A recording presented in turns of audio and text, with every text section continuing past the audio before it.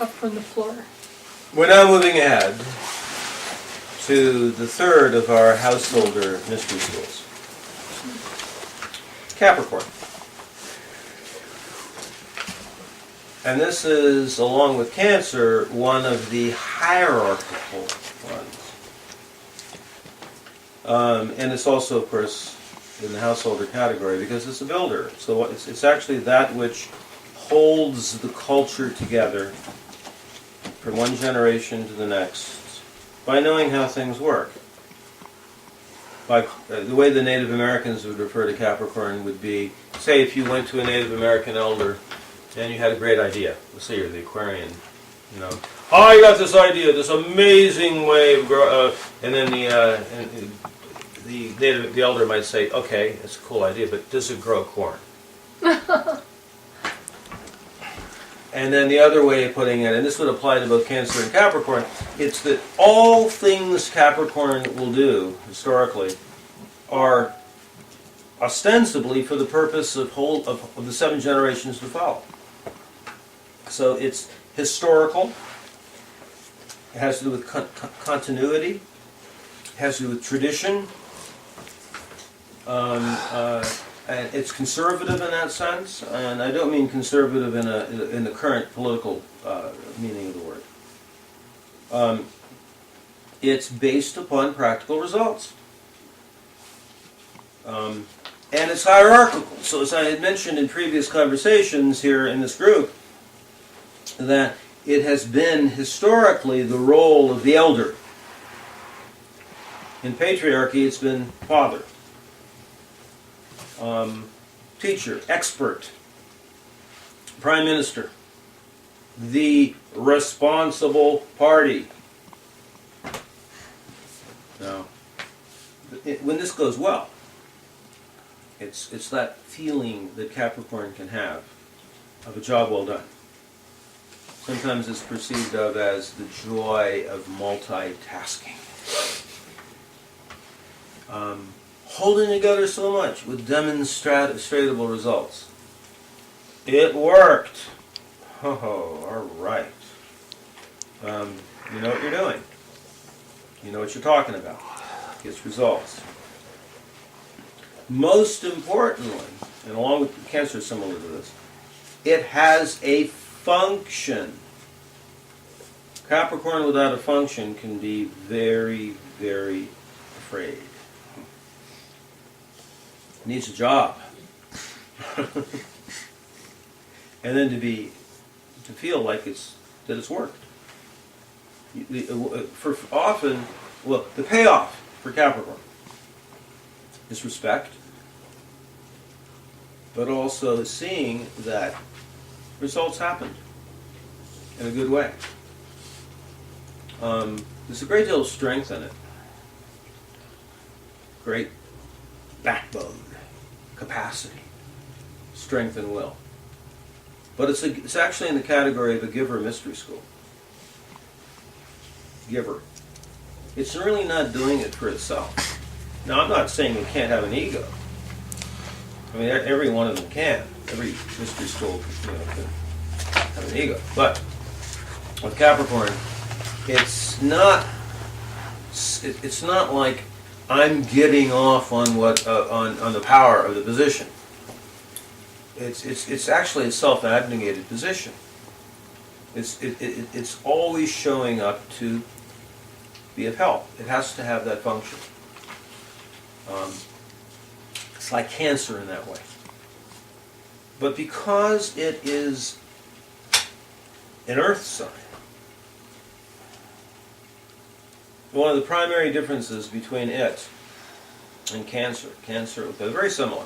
But Cancer, here's an example of an opposite pair, a resonant polarity. So with Cancer, many of the same motives, but it's coming from the feeling function, water.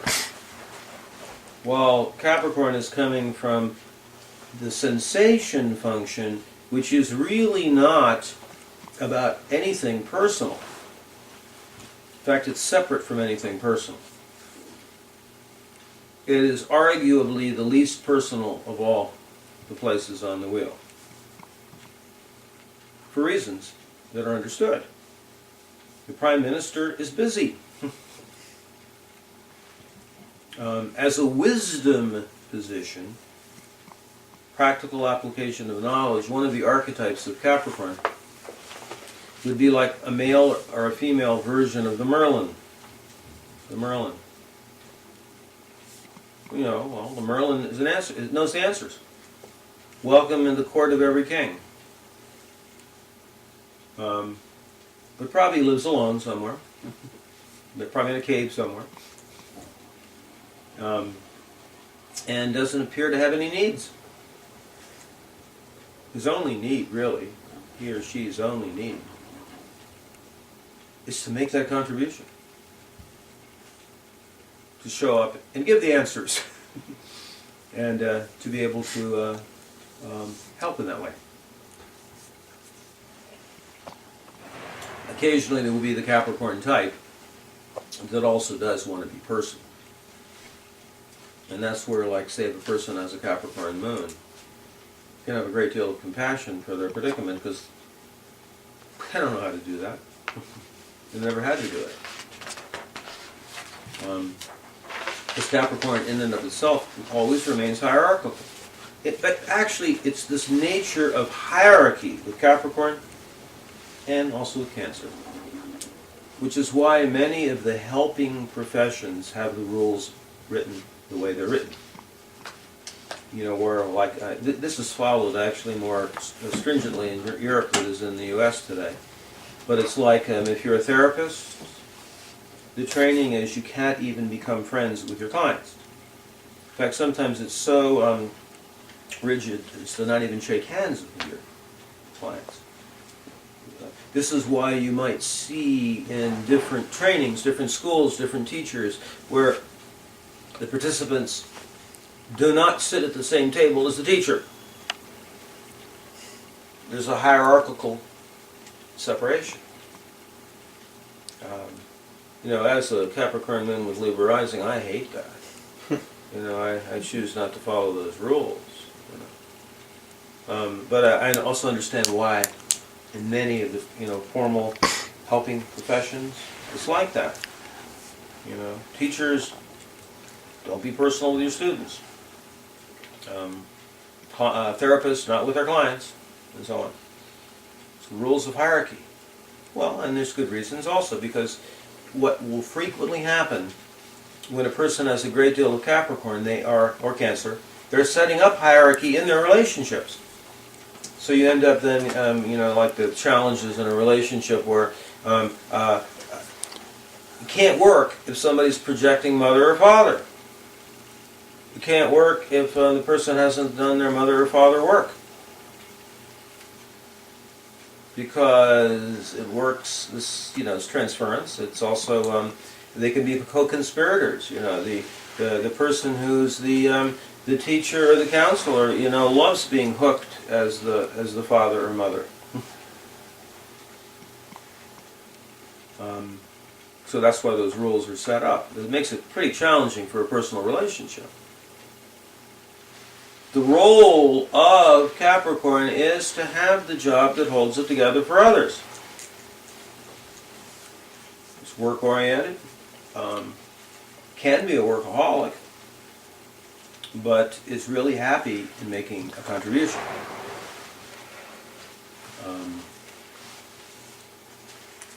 And here's another example of where Capricorn has been really different over time periods of history. It's like this aforementioned issue of the difference between content and essence. In the last 2,000 years, Capricorn has been almost entirely usurped by hierarchical patriarchy. So much so that even though Capricorn is an earth sign, it's assumed to be masculine. Father stuff. When in fact, in a greater time period in history, it represents the circle of grandmothers. But now notice, as a portion of the feminine principle, Capricorn is not maiden, it's not wife, it's not mother, it's not caregiver. It's this administrative powerful, knowledgeable, wisdom position of making the decisions for the benefit of the culture. Crone wise woman, I guess you could say. It's not queen, it's not anything. No, it's definitely not queen. Stuff. Yeah. Absolutely not queen. Yeah. But this is the woman who's respected to enough and has enough power to hire and fire the chiefs. And scare them in. And it's because her motive is for the 7 generations to follow. To serve, it's basically serving the householder aspect of the planet, Mother Earth. She's serving the planet, but unlike Virgo, who is serving the planet as the planet without people, as it were. You know, it's really not so much about the structures of the culture. It's like doing the ceremonies to keep the sun rising, you know. Capricorn is more engaged in human affairs. How can we organize the culture? How can we structure the culture in a way that it really serves the children and also respects the elders? So it's back 7 generations and forward 7 generations. So it really honors the traditions in that sense. The householder signs are probably the ones that have the hardest time at the turning of the ages. Because if you are Capricorn strongly, if you're honest, if you're serving the mission of that mystery school, you're going to be acutely aware of all that doesn't work. There's so much that doesn't work. And in fact, the shadow of Capricorn is the biblical curse, which is the flip side of we will make no decisions save for the benefit of the 7 generations to follow. And it's the biblical curse that states, and may the sins of the father fall upon the 7 generations. And it's often the Capricorn one that carries that weight, unless they can remove themselves from it. I would go so far to say that and we have 4 Capricorn moons here, so I want to really kind of state this in a very strong way. It is actually, at this time period in history, one of the most important mission and purpose statements for a Capricorn moon to get out from underneath that which was expected of you by your lineage. Otherwise it becomes scapegoat.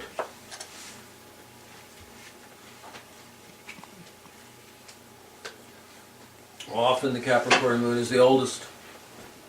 The one that logically and rationally is the one that the family lineage would fall to. To take responsibility for those things. But it's no longer the Capricorn moon's job to do that. But it's to create something new. But on the same with the same essence, you know. Clearly this is going to be different if a person has Capricorn rising.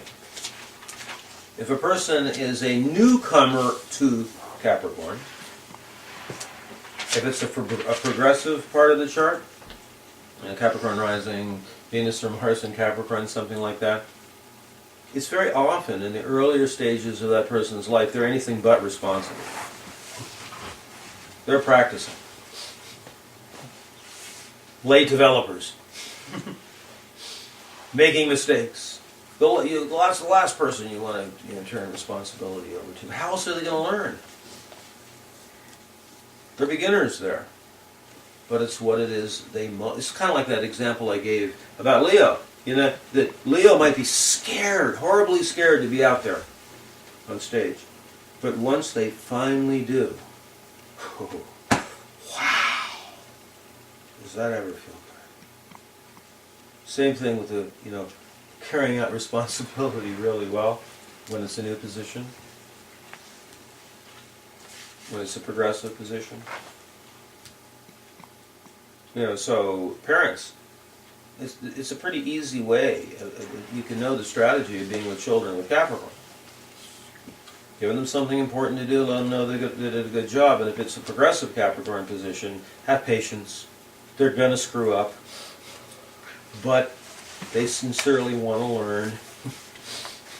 Even though it seems like they're dragging them, kicking and screaming into that territory, it is their pathway to be the responsible party. And this is very important. We're not talking about hierarchical patriarchy's version of responsibility. Not our father's responsibility. But it's the essence of responsibility. And like part of the essence of responsibility in being concerned for the benefit of the 7 generations to follow includes all the kinds of things that any progressive person on the planet is into these days. Things like the mass extinction of species, things like the poisoning of the oceans, things like pollution. Basically the list is unfortunately way too long. As far as the ways we are creating circumstances on the planet that are anything but helpful for the 7 generations to follow. So, you can have compassion for those who have progressive Capricorns, because they have a big job. They have a big job. Fortunately, there is a place on the wheel that's here to take that on.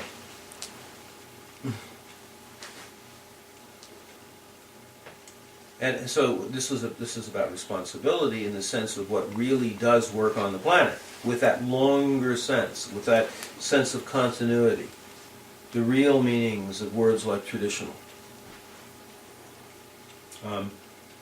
Traditional in the sense of Native American understanding of tradition, indigenous people's version of responsibility.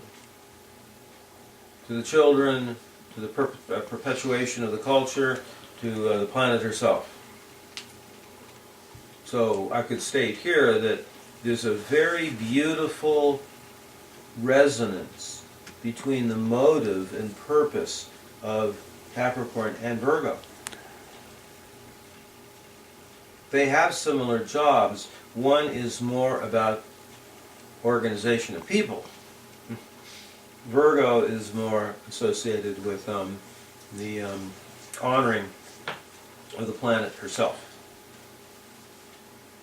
Now, this is, let's see, okay, I guess I don't need to go into, okay, because so far we've done air, fire, and earth. And the next one in the householder category will be water. And by the time we get to the second grouping, then we'll be able to see, like 2 mystery schools of the same element. Because we're looking at the 4 elements of the householder. One is the story of the scapegoat, which I won't reiterate again right now. The honest mistake of the scapegoat who believes they were responsible for the problem, when they simply volunteered to carry the weight. Another shadow of it is a psychological challenge referred to as personalization, which means to the Capricorn type, if things really go well, if the corn does grow, wow, I did good. But if anything goes wrong, I'm responsible. Personalization.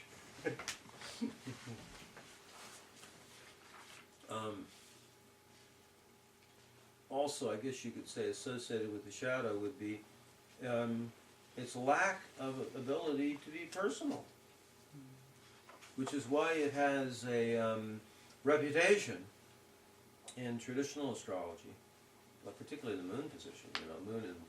Moon in Capricorn, God, don't even show up. Too bad for you. I mean, just dreadful descriptions about that position in mainstream astrology. Detriment to the max. I have a way of revising that story. And I made up this one.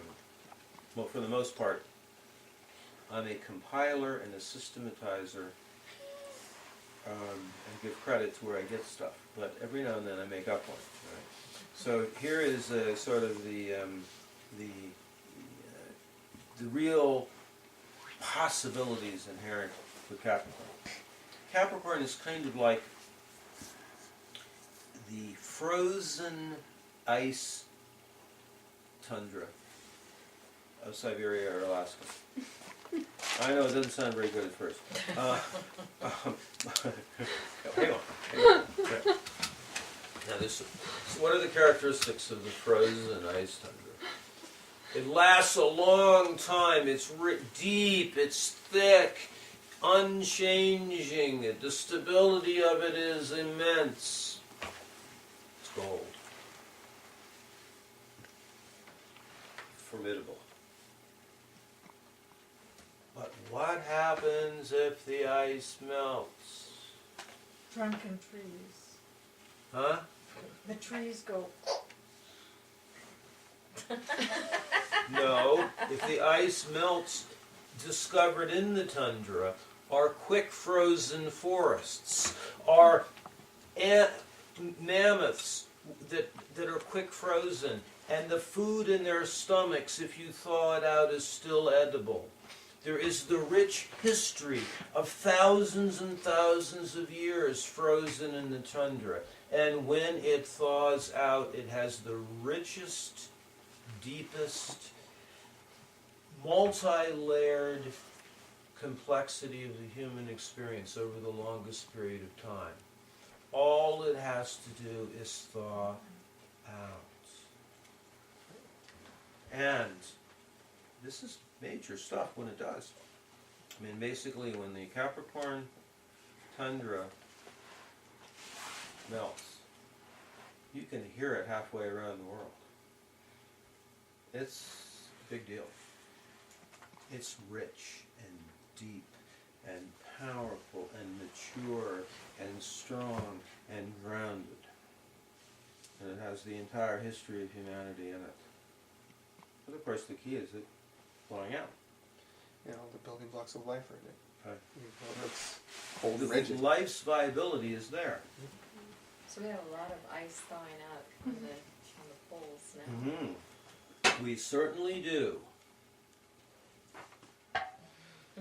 And I would suggest that there's unbelievable potential with Capricorn, particularly if we can restore it to its essential feminine and matrilineal roots, and to return it to its connection to Earth, and to get it out of this usurpation that I'm calling it, where it has been taken over by old men.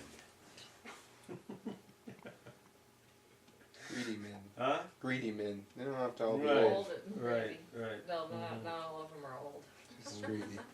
Well, they have old ideas, Values, yeah. values, Yeah. right? You know,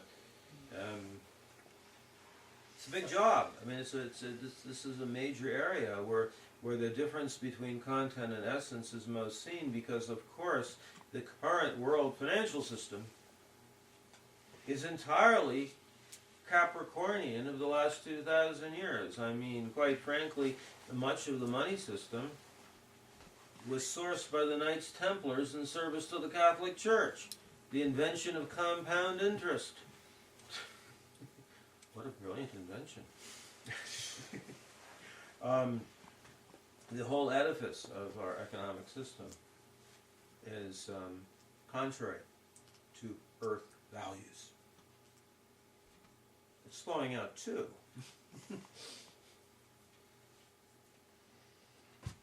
So basically, this came up in my call with Caroline today. You know, that one of the greatest antidotes to this situation is Jupiter in Taurus. Jupiter in Taurus is abundance. You know, the question is about money. You know, clearly some people have an aversion to abundance, but that's and Taurus restores an ability to enjoy what it is to be a human being on a planet. It's the Garden of Eden, which is an experience of abundance. That's utterly contrary to the current economic system, which is so absolutely un-Taurian. So to have Jupiter moving through Taurus is very helpful in you know, I mean, if we think of what melting ice would do to the current economic system, the ice goes away, and then it's seen as something in there that's brittle, that is dead.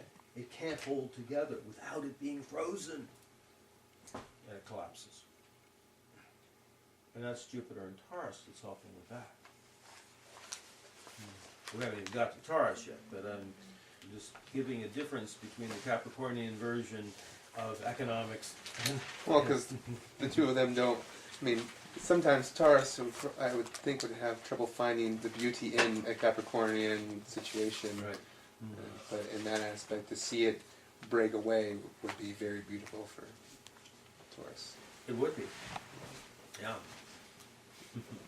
The question was on shadow. So yes, go ahead. Well, yeah, no, I'm good with shadow unless you have to have more to say on that. Well, there's a common cultural expression of what might be, I guess it's a shadow expression in a sense. It's the fate of female Capricorn in our current culture. It's the cultural stereotype called the supermom. It's the woman who raises a family, probably takes care of the man, takes care of the home, and has a job too. And she has the capacity for that. Unfortunately, it's too much most of the time.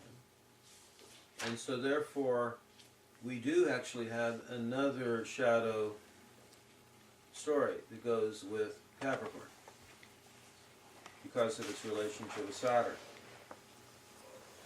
It's the story of Sisyphus.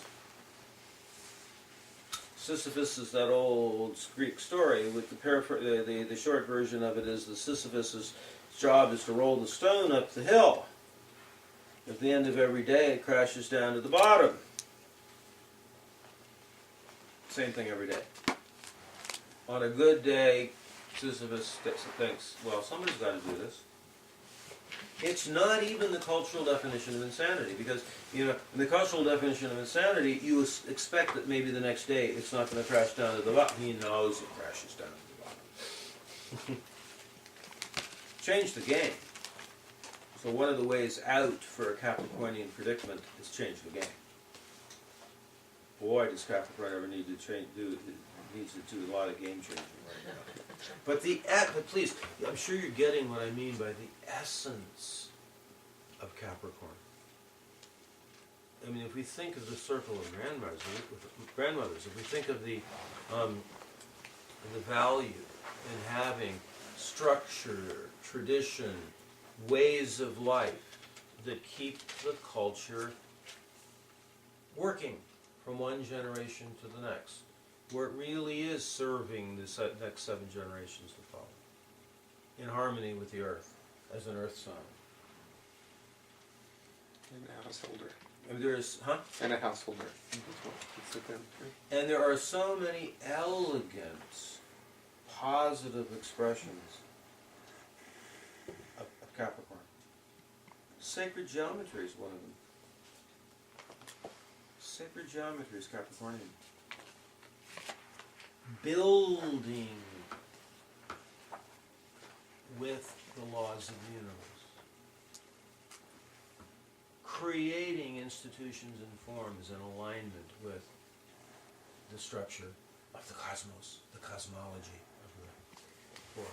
Building standing stone circles. It's Capricornian. It truly is, and Matthew it's makes like sense. it's an alliance between Capricorn and Virgo. You know, then doing ceremony at them. Absolutely. I recognize when I had my own DNA done and discovered that my clan father was a group going back 40,000 years called the Stonemasons. That was in my own DNA. These were the people who did the stonework. The really bizarre thing is that my father's father, in fact, was a stonemason. This is something I'm actually suggesting if people have the wherewithal to actually get your DNA done. It's so interesting. It really is in the blood. And men in particular, it can be really fun to find out who your clan father was. Women can't find that out unless you have a brother. Clan mother, if you have any connection to European background, there's only 8. There's only 8 clan mothers for all people that have a European background. There's about 37 around the whole planet. It's worth bringing that up when we're in the Capricorn Mystery School, because the Capricorn Mystery School is the record keeper mystery school. It's the whole history. In fact, I mentioned the imagery of the Merlin. Part of the predicament of those who have the Capricorn place on the wheel is that they are having to be simultaneously in 3 worlds. Capricorn is honoring what's been good about the past. They're also open to the new things coming through that are of value to the people, and simultaneously a 3rd place. The eternal verities that have absolutely nothing whatsoever to do with what age we're in. All 3 things at once, which is why individuals like the Merlin have such a hard job, because basically the Merlin embraced so much of paganism, therefore hated by the Christians. But he also was open-hearted to some of the new things that were coming through from early Christianity. Therefore was hated by the pagans. But he was walking that line between the greatness, the value of the past, and being open to the new coming in. It's also Capricornian. So, gods and goddesses. Well, the goddesses of Capricorn. The circle of grandmothers. I mean, can't really say it any better than that. Different expressions of crone. Elder woman. But I don't mean grandmother in the sense of hanging out with the grandchildren. So, not that that is not important, but it's a larger role in the culture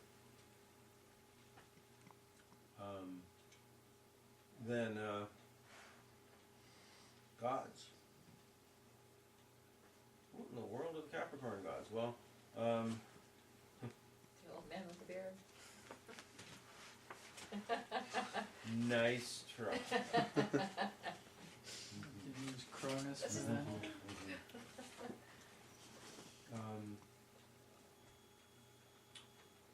The Merlin,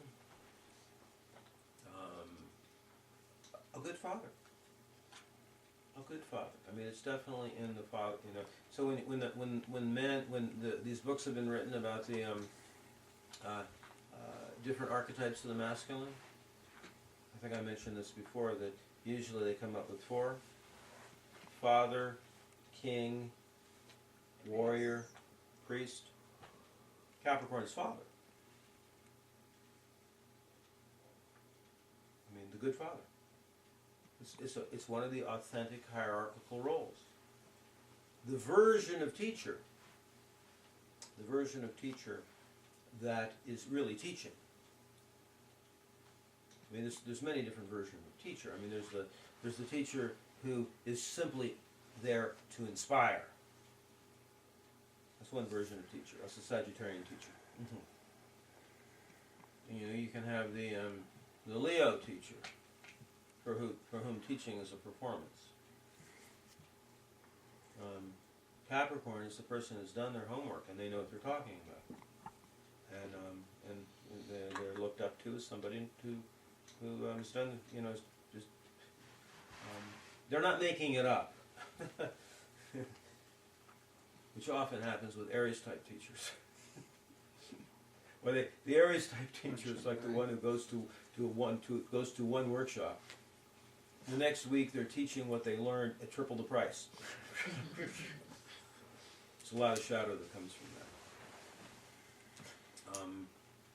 There is, of course, also codependence with Capricorn, which is the same codependence that happens with Cancer.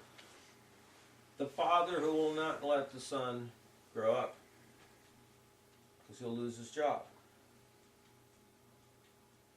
The teacher who has a hard time graduating students. The spiritual teacher that remains separate from any of the chelas because it must maintain that high, lofty position. All boils down to losing your job. Your function, losing your function. Which we can have compassion for, actually, when that person goes through that. I've certainly seen that with spiritual teachers that I've known that have honestly admitted what they were going through, their own breakdown. And what am I going to do if I don't have my students? What am I going to do if I'm not up on the pedestal? It's kind of like the old guru role. You know, I think the guru, it's why many would say the age of the guru is over. I think that's also in the Capricorn Mystery School, is that teaching. There is still an authentic position on the wheel of someone being teacher, but that whole thing of projecting good divinity onto the spiritual teacher is more often than not a generator of big trouble. I personally think that the role of a spiritual teacher at this time in history is simply to validate a person's progress. If a person is a teacher or well, any kind of teaching, including a spiritual teacher, the only reason they're a teacher is because they're slightly further down the road in some particular field. If it's not a spiritual teacher, they simply know more about a subject than somebody else. If it's a spiritual teacher, maybe they've gone a bit further into the kinds of life experiences and have learned a few things that other people haven't learned. So if you have someone as a student and they have an experience, and then it's the first time they've had it and you've already had it, then you can say to them, yes, that's it. You know, you can verify that they're on the right track. Have to raise them up. Right.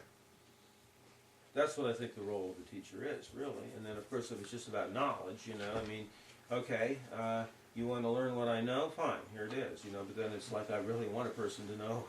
You know, a good teacher is going to want the person who's a student to get there quick so you can teach something else, you know. Mm-hmm. Or you don't need to teach them that. It can be, you know, something else. That makes sense? Well, I mean, the vanity.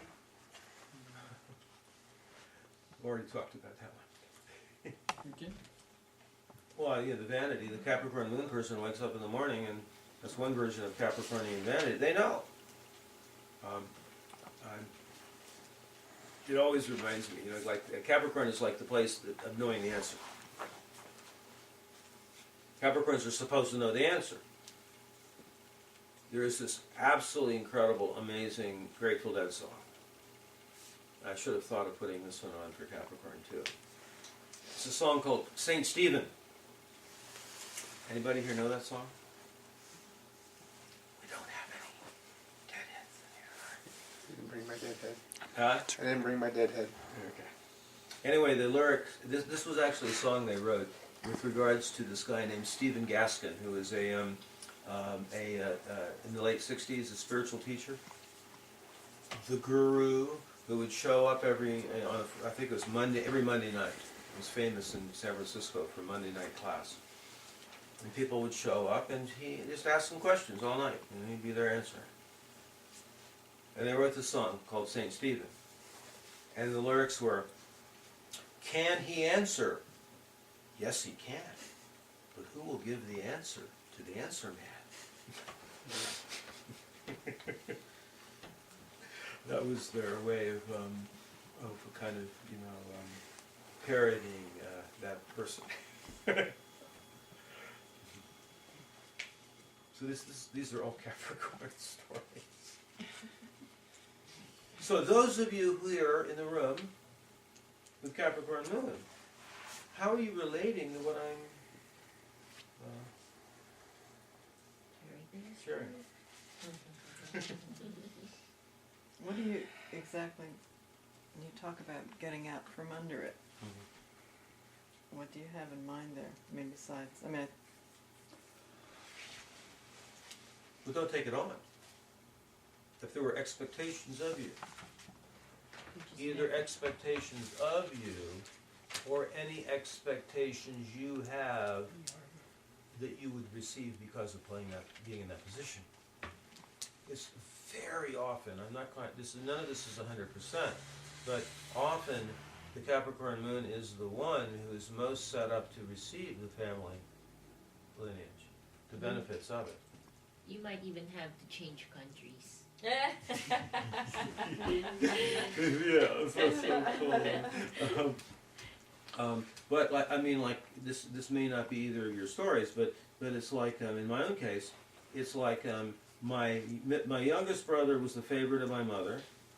My middle brother was the favorite of my father. When it came around to having a trustee for executor of the will, it was actually not me. I didn't get it. My middle brother got it. And I could go through a whole thing about that. It's like, this is absolutely completely unfair, and I had to actually go through surrender on it. Right. And this, a lot of times Capricorn imagery, and this is much of the last 2,000 years, is around the issue of fair or unfair. And it's very easy to ascertain with the shadow of Capricorn, clearly see what's unfair. And you can prove in a court of law that it is in fact unfair. Too bad. It isn't about that.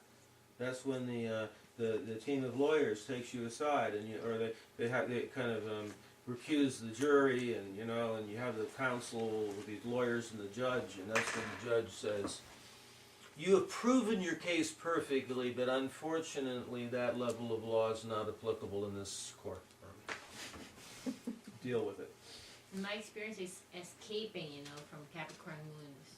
It can be tricky because when Capricorn moon children are the responsible ones, so you get things done, which makes your parents proud. Then all the more as you grow up, they expect that you continue doing that. Indeed. Which makes it harder to leave Ding your that bell. road.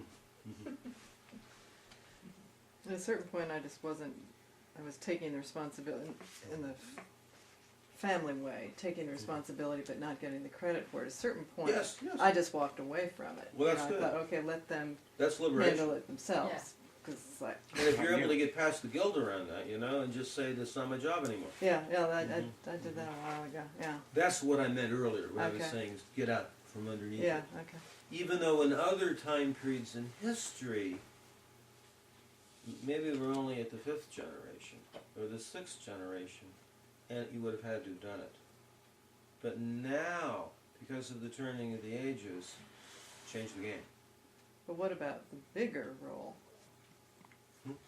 But what, I understand, the familial aspect is one thing, Right. but what about the bigger roles that, Of taking on responsibility, you mean? for the universe, for example? But Change. you were saying this before, and it is how I feel, that it's somehow my responsibility Right. All right. So for there the is environment. so- I mean, I wake up in the yeah, middle of the right, night right. and I say, what the fuck? What am I going to do? Right. So there is the ultimate archetypal story for Capricorn Moon. And it was a time in the history of a planet where the planet was near a point, I mean, we're talking about, what do they call it, Ellie, extinction level event. The asteroid is on the way to hit, I mean, this is big trouble. The planet is really in trouble. And it's at this point, the confident and charismatic Capricorn shows up. Turn it over to me. I can save the day. I know how to deflect the comet. And so you basically, work really hard. You inspire the confidence of the people. Nevertheless, comet hits. Can you imagine, for maybe a generation or two, the survivors are like, we believed in that person, and they let us down. But actually, the majority of people know that person really tried hard. They basically did it was beyond their control. So after a period of generations, that no one is in fact, the person at that point has probably become a saint. But in their own head, they still can only remember how they let everybody down. Everybody's forgiven them except they haven't forgiven themselves. Mm-hmm. So that self-forgiveness, it's kind of like the last one off the Titanic. That weight of responsibility, if you have the moon position, let it go. Turn it over to the Capricorn risings. Yeah. Of course, the rest of the chart can say what what is it you do instead. I mean, if you have our Venus in Taurus, it's Garden of Earthly Delights. Yeah. Wow, maybe I earned that one. Venus in Scorpio.